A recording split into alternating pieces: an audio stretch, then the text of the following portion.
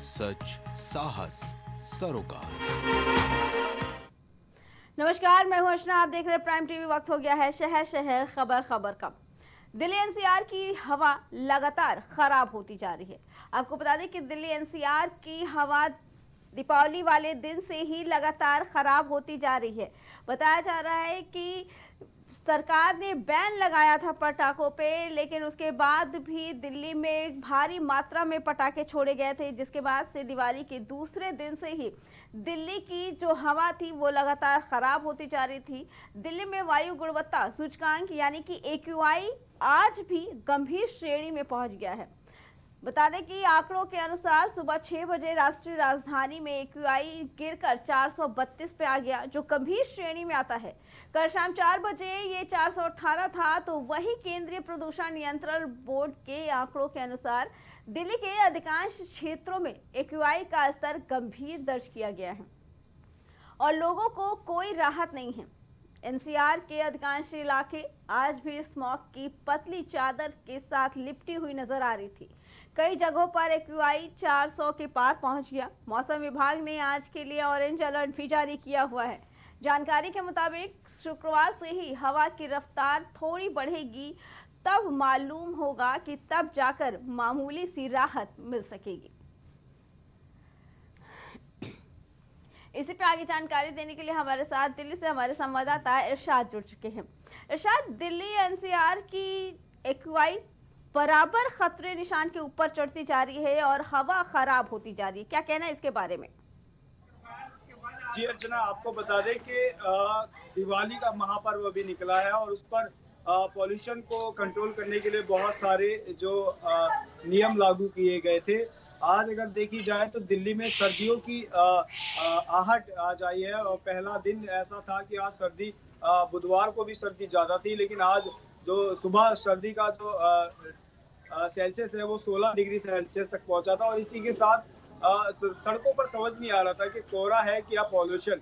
लगभग अगर pollution AQI की बात करें तो दिल्ली में 432 का आंकड़ा आज मापा गया और कहीं कहीं आनंद विहार जैसे इलाकों में 472 AQI जो मापा गया है।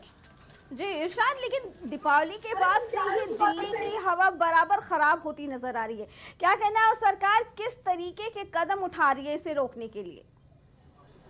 जी, आपको बता दें कि जगह जगह दिल्ली सरकार द्वारा, MCD द्वारा, NDMC द्वारा फॉगिंग की जा रही है और जो पेड़ पत्तों जो जिन पेड़ों से ऑक्सीजन पास आउट होता है उनको भी पानी सींचा जा रहा है और बहुत सारी जो चीजें हैं एयर क्वालिटी को कंट्रोल करने के लिए दिल्ली गवर्नमेंट लगातार उन कोशिशों में लगी हुई है। अच्छा, लेकिन सरकार के कई सारी सावधानियों के बाद भी लगातार रोज दिल्ली एनसीआर की हवा बिगड़ती ही जा रही है। आखिर इसकी वजह क्या है? क्योंकि कई चीजों पे बैन लगा दिया गया है, लोगों को घरों में रहने के लिए बोला गया है। क्या वजह है कि रोज इसके जो स्थिति है वो खराब होती जा रही है? जी अर्चना, अगर बात करें कि स्थिति किस बेस पर स्थिति खराब हुई जा रही है, आपको बता दें कि दिल्ली से लगे हुए कुछ इंडस्ट्री एरिया, चाहे वो गाजियाबाद हो, चाहे दिल्ली के खुद के इंडस्ट्री एरिया हो, नरेला, बवाना, अलीपुर, ऐसे जो इंडस्ट्री एरिया हैं इनसे आता हुआ पॉल्यूशन, फिर दिल्ली में गाड़ियों की जो संख्या है उनसे निकलता हुआ पॉल्यूशन, गाड़ियों के बाइकों से निकलता पॉल्यूशन और फिर ये ट्रक ट्रैक्टर जैसी चीजें, जो वाहन है, बड़े वाहन है, इनसे निकलता पॉल्यूशन कहीं ना कहीं ये भी एक बहुत बड़ा कारण है दिल्ली की हवा को जहरीली हवा में तब्दील करने का। जी शायद आपका बहुत बहुत धन्यवाद। तो दिल्ली की हवा दिवाली के दूसरे दिन से ही लगातार खराब होती नजर आ रही है। बता दें कि सरकार ने इसके लिए कई चीज़ों पर बैन भी लगाया है, लेकिन AQI दिल्ली का 400 के पार पहुंच गया और लोगों को काफ़ी परेशानी का सामना करना पड़ रहा है और इसकी वजह से, प्रदूषण की वजह से हमेशा एक पतली चादर की धुंध दिल्ली एनसीआर पे छाई रहती है। कानपुर की सीसामऊ विधानसभा सीट पर उपचुनाव का रास्ता साफ हो गया है। इलाहाबाद हाई कोर्ट से सपा नेता इरफान सोलंकी को तगड़ा झटका लगा। इलाहाबाद हाई कोर्ट ने सपा नेता इरफान सोलंकी को 7 साल की सजा बरकरार रखी है। आगजनी मामले में कानपुर MP MLA कोर्ट का फैसला बरकरार रखा है। इससे पहले 8 नवंबर को इलाहाबाद हाई कोर्ट ने इस पूरे मामले पर अपना फैसला सुरक्षित रख लिया था। न्यायमूर्ति राजीव गुप्ता और न्यायमूर्ति सुरेंद्र सिंह की खंडपीठ ने ये फैसला सुनाया है।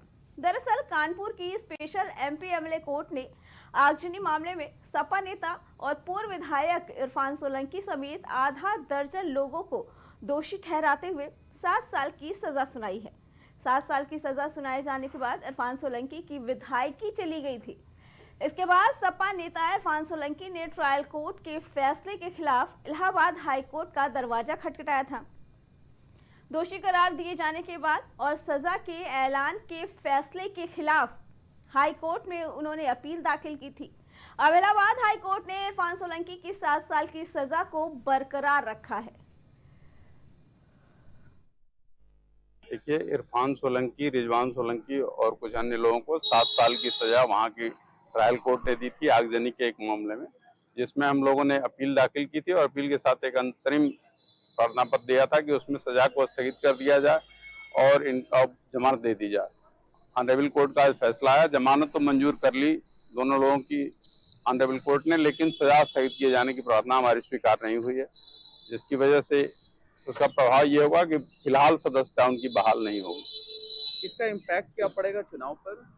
चुनाव जो चल रहा है वो तो अभी चलेगा जब तक कि सर्वोच्च न्यायालय या किसी अन्य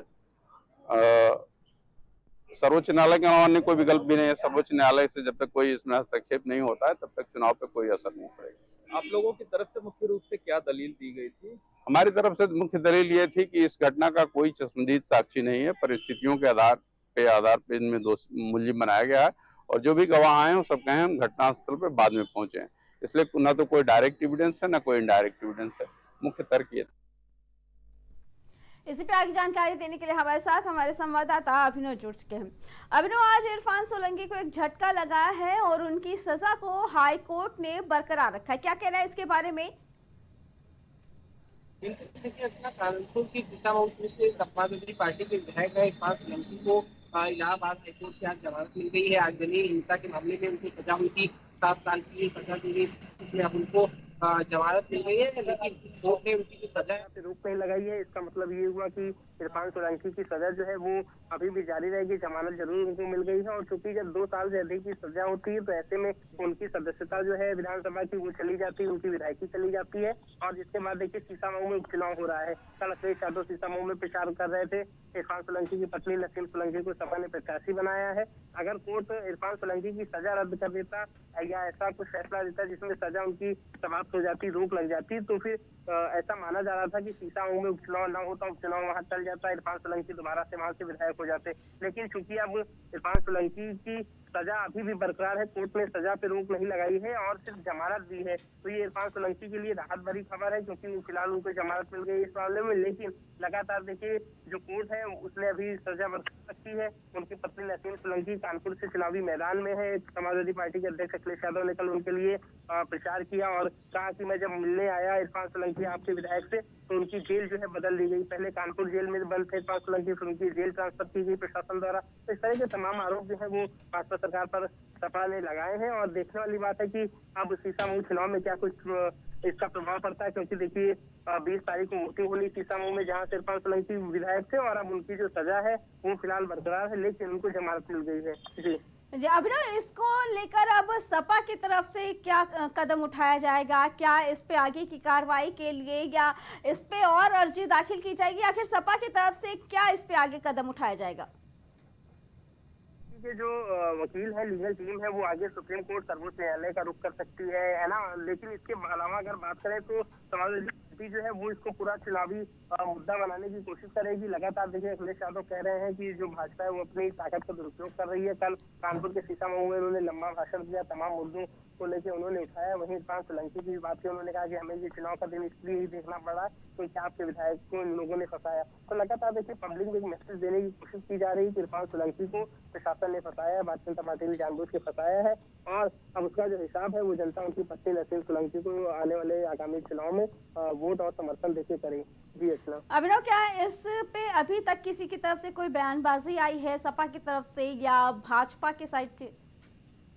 देखिए, समाजवादी पार्टी निश्चित रूप से कोर्ट के फैसले का सम्मान करेगी, क्योंकि उनके एक नेता को जरूर जमानत मिल गई है। और हालांकि भाजपा भी मुद्दा बनाएगी, भाजपा जरूर ये कहेगी कि जमानत जरूर मिल गई, लेकिन सजा पे रोक नहीं लगी है। लेकिन इसका कहीं ना कहीं चुनाव में जरूर प्रभाव देखने को मिलेगा। जिस प्रकार से जो सोलंकी है विधायक थे समाजवादी पार्टी के, उनको जिस प्रकार से जमानत मिली है, वो वहाँ से विधायक थे, उनके पति चुनावी मैदान में है, तो निश्चित रूप से तमाम लोगों को कह सकते हैं सहानुभूति मिली है। एक उनके साथ सहानुभूति खड़ी हो गई है। एक उनका मनोबल जो है वो बढ़ेगा कि चुनावी मैदान में वो पूरी ताकत के साथ अब लड़ सकें।